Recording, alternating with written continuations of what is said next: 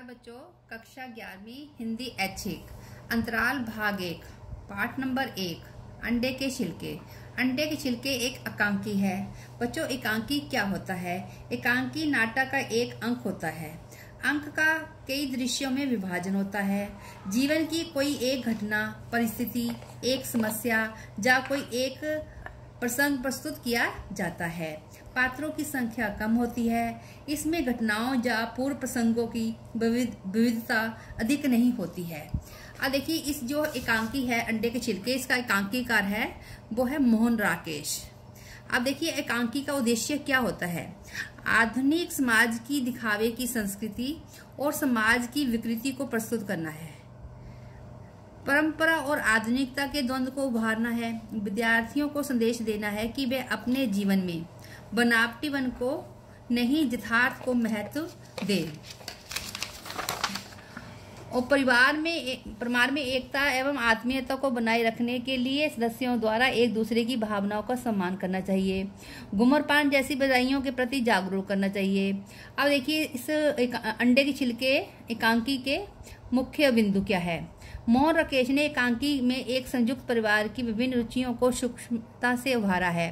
परिवार में अम्मा, माधव, राधा, भीना, गोपाल और श्याम है। कुल 6 विभिन्न रुचियों के पात्र है। सभी पात्र एक दूसरे से छिपकर अपने शौक पूरे करते हैं, लेकिन एक दूसरे की भावनाओं को भी समझते हैं।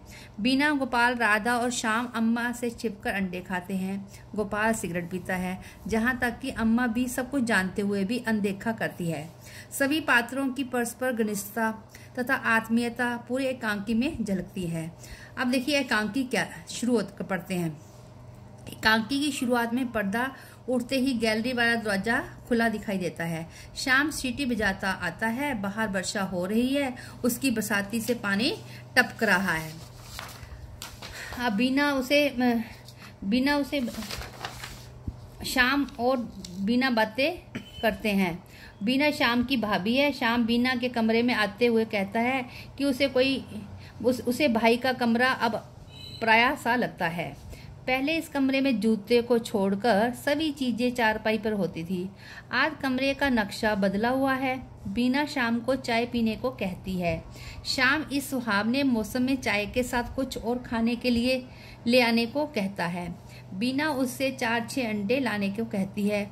जब शाम अंडे के नाम पर नाक बहुत सुगोड़ता है तो बीना कहती है कि यहाँ तो रोज अंडे का नाश्ता होता है। वैसे शाम भी छिपकर कच्चा अंडा खाता है। बीना उससे कहती है कि अगर कुछ खाना है तो इसमें छिपाने की क्या बात है। शाम के बाहर जाते ही बीना काम करते हुए पानी लेने के लिए राधा के कमरे में जाती है तो उसे राधा के बिस्तर पर चंद्रकांता पुस्तक मिल जाती है। पूछने पर राधा कहती है कि ऐसी किताब माँ जी के सामने नहीं पढ़ सकती। बीना चाय के लिए स्टोव पर केतली में पानी रखती है। बाहर से गोपाल आता है और चाय बनती देख प्रसन्न हो जाता है।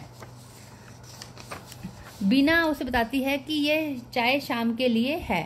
गोपाल अपनी भाभी राधा की प्रशंसा करता है। गोपाल सिगरेट पीना चाहता है। वह बीना को बताता है कि वह भाभी के सामने भी पी लेता है।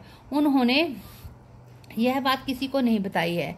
थोड़ी देर में शाम अंडे लेकर लौट आता है और उनकी पोल खुल जाती है। बीना अंडे का हलवा बनाती है। तभी जमुना देवी की आवाज सुनाई देती है। सब सबका जाते हैं। सारी चीजें ढक देते हैं। जमुना अंदर आकर पूछती है कि दरवाजा ऐसे क्यों बंद कर रखा है। जमुना अपने कमरे की छत चूने की शिकायत करती है। वह गोपाल से पूछती है कि वह कोने में खड़ा क्या कर रहा है।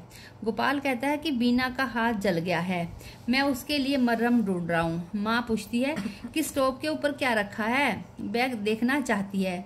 गोपाल माँ को हाथ लगाने से मना करता है। वह करंट मारने का डर दिखाता है। राधा बहाना बनाती है कि शाम के घुटने में गेंद लग गई है, इसलिए पुलटिस बांधने के लिए गर्म किया है।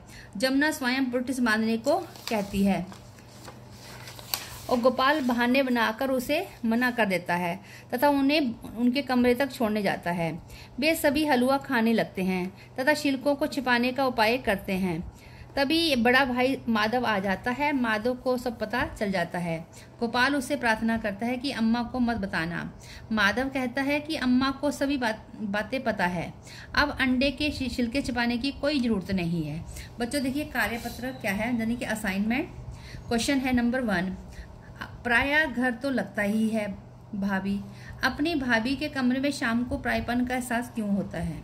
दूसरा क्वेश्चन बच्चे, अंडे के छिलके एकांकी का उद्देश्य बताओ। तीसरा क्वेश्चन है अंडे के छिलके से हमें क्या प्रेरणा मिलती है। क्वेश्चन नंबर 4, राधा के चरित्र की कौन कौन सी विशेषताएं हैं जिन्हें आप अपने जीवन में अपनाना चाहेंगे। धन्यवाद बच्चों।